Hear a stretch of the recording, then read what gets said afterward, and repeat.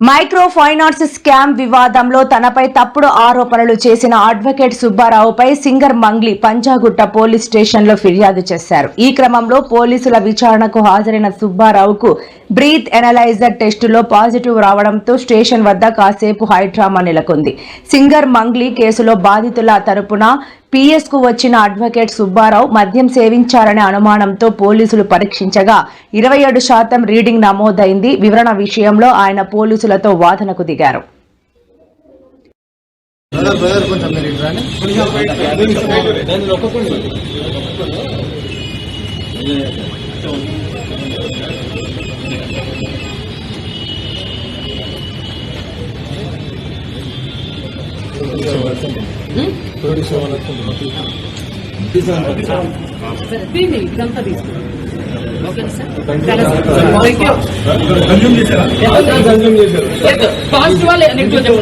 పాజిటివేనండి, alcohol consume చేశారు అంటే driving చేయడానికి ఎలిజిబుల్ అంతే.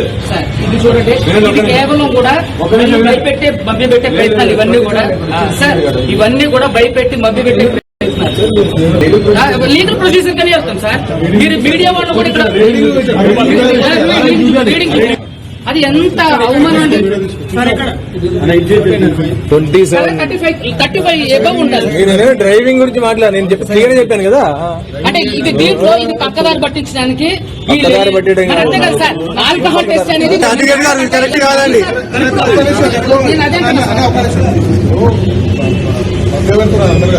నేను చేస్తా. ఇప్పుడు మళ్ళీ ఒకసారి బ్లడ్ శాంపిల్స్ తీసుకోండి. చేయలేదండి. ఏమండి, రాత్రి చేసింది ఇది, ఇప్పుడు కాదు. నాకు స్మెల్ వచ్చింది, నాతో పాటు చాలా మంది. సార్ రాత్రి చేసిన దానికి ఇప్పుడు మీరు ఎట్లా చేస్తారు సార్?